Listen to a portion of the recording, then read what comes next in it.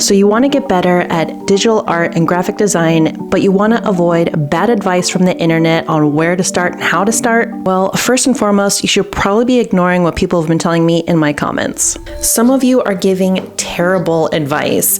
I mean, thank you for watching my video, but you need to hold your horses. Some of the things that experienced artists keep telling beginners, the people that my videos are meant for, they sound smart, they get likes, but they are actively stopping people from making art. So here's what's been happening. I make videos on Procreate, Affinity Photo 2, and Affinity Designer 2 on your iPad, showing people that they can make art conveniently on their iPads wherever they are, just for fun or for making projects. But lately, every time I post a video, experienced artists fill up my comments with advice to beginners, but directed towards me. And a lot of it sounds really smart on the surface, but when you look at it through the eyes of a beginner or someone that just bought an iPad and is wanting to learn how to just have fun making art with it, a lot of this advice can actually be paralyzing, and it's just plain confusing. So today I pulled a few comments from my videos, things that were meant to sound like advice, and it's no hate, I'm not calling anybody out, but I'm gonna walk through 5 pieces of advice that I pulled from them, and number 5 is by far the most relatable. Probably anyone that is new or pro has experienced this, and for each one, I'll give you what I think is actually helpful advice. So bad advice number 1, just use Adobe Fresco for vectors, it's way better. Okay, so is Adobe Fresco good for making vectors? Yes, but is this helpful advice for beginners? No, and here's why. A lot of beginners that are coming to YouTube to learn how to make vectors are making them for something specific. They're wanting to make vector designs for something they can actually use. Things like SVGs for Cricut, Glowforge, or laser cutting. There is a huge market for this. People are selling designs to cut into vinyl, etched into wood, or even engraved into metal. And what's amazing now is that you can do all of this on your iPad, because not that long ago, making digital art meant drawing with your mouse on a computer, or somehow being able to afford a Wacom tablet and a computer powerful enough to use it. So being able to sit on your couch with an iPad and create something that can turn into a physical product, that's kind of incredible. But here's where the bad advice comes in. Imagine you're a beginner and you come onto YouTube and you search how to make a vector on your iPad for free, and you find Adobe Fresco. You follow the tutorial, you make your design, you're feeling proud, you go to export it, ready to upload it into Cricut Design Space, and you realize you can't even export it as a vector file. So now, instead of moving forward, you're entirely stuck. You have to learn an entirely different program just to convert it into a file that you can use. And that's frustrating, and honestly, it's kind of discouraging, because from this advice, it's not that Fresco is bad. I think Fresco is a really great program. It's just that the advice isn't aligned with the goals of a lot of people wanting to learn how to make vectors. If your goal was to make usable vector files, it would have been so much more helpful to start in a program like Affinity Designer or Adobe Illustrator, something that was built for that end result from the beginning. So here's the better advice. Start with the end in mind. Before you pick up a program, ask yourself, what am I trying to make? Where is this going? What type of file do I actually need at the end? Because the right tool isn't just the one that's the easiest or the one that someone else prefers. It's the one that actually gets you to your end result without the extra steps. So bad advice number 2 is Procreate is all you'll ever need. So this was in response to me starting to use Affinity Photo 2 and Affinity Designer 2 as opposed to using just Procreate. These are programs that I wanted to showcase for the people that can't afford art apps at any price. They needed a free option. I've had lots of people asking me my suggestion on the best free art app, and this was my answer to them. But saying that Procreate was the only app that they should use, that's where it becomes bad advice. Why should they buy something that they can't even afford when there's a really great app that exists for free? But beyond that, there's another issue here.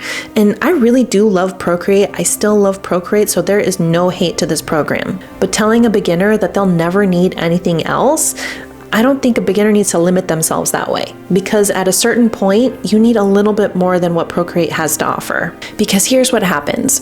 You start making art in Procreate, it's amazing, it's fun, you're loving it. Then one day you want to add curved text to a design, or you need one more layer, but you've already hit your layer limit, or you just want to make a line. And suddenly you're not struggling because of your skill, you're struggling because of your tools. And that's a really confusing place for a beginner, because you start thinking, why is this so hard? Why can't I get this right? Why can't I make this look the way I want it to? When really it's not you, it's that Procreate just wasn't built for everything. So what I'd tell a beginner instead is that Procreate is a great starting point. And when you outgrow certain tasks, it's not a failure, it's just that you're growing into a more advanced workflow. And it's totally normal to use more than one tool. Most of us do.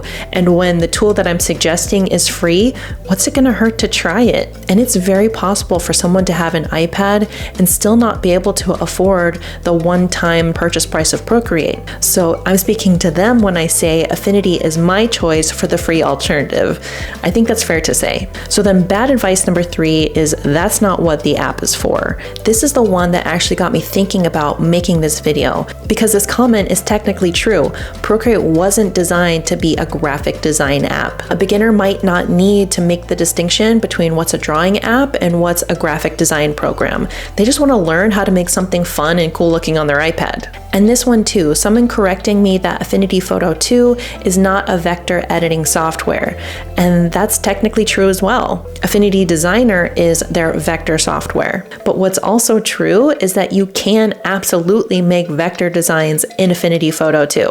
Is that the right way? Maybe not. But does it work for beginners that just want to try something out? Absolutely. It's when experienced artists police how beginners use tools instead of celebrating that they're using them at all and trying something new. They're learning the basics of a vector pen tool, but they also have the comfort of the other tools they are familiar with nearby. So here's what I tell a beginner instead. There's no wrong way to use a creative tool. If you're making art in it, then it's doing its job. You'll learn the proper workflows over time, but for now, just create. Have fun. So bad advice number 4 is don't use such and such app, they steal your art for AI. I actually saw a comment that said, don't use Affinity, it's owned by Canva and your artwork is being stolen for AI. And I get why that sounds scary. If you're a beginner and you hear something like that, you might go, wait, am I doing something wrong by just making art? Because it takes a real concern and then turns it into a blanket statement without any context. I will never defend AI engines stealing someone's artwork to train their AI models,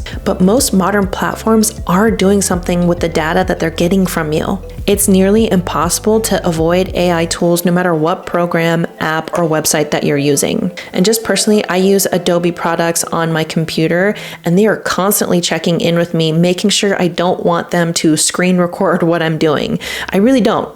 Adobe, you don't have to screen record me. But I actually think the person commenting this was comparing Procreate to these other programs, because Procreate has been very strongly against AI, and I find that so admirable. I love Procreate for this. But limiting ourselves to just one app for this reason also limits what you can accomplish with digital art and graphic design. And when an app collects your data, it doesn't necessarily mean your artwork is being directly stolen, or one app is uniquely unsafe while another one is completely clean. But even platforms that people use every day, like where you post your art, your videos, your content, are all a part of that same evolving AI landscape. So the problem with this type of advice is that it creates fear without actually helping you make a better decision. So instead of asking what tool helps me create what I want to create, you start asking which app should I avoid? And that mindset can actually stall your progress as a new artist. So a better approach is understand what a tool is good at, glance at the terms if it matters to you, and choose based on your goals, not fear. And if you're able to opt out of sharing your information, read into what that means and do what makes you feel more comfortable. If data usage is something that you deeply care about, it's always worth checking into a platform's current terms, because this stuff does change and each art app is going to have their own terms of use. Bad advice number 5 is you're doing it wrong. You're doing it wrong. See? I think every beginner has heard this at some point. Someone is going to have something to say about your methods in completing a certain task. And specifically, this is the one that I've seen a lot on comments on my channel, saying that my sketch layer should always be stuck at the top of my layer stack. And that can be very helpful sometimes. But do I have to micromanage every one of my projects and make sure that my sketch is just glued to the top?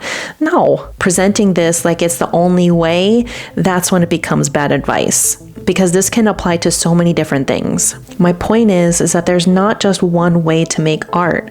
There's only your way. When you're a beginner and someone tells you that's not how you do it, that doesn't feel like helpful feedback. It feels like you're messing up.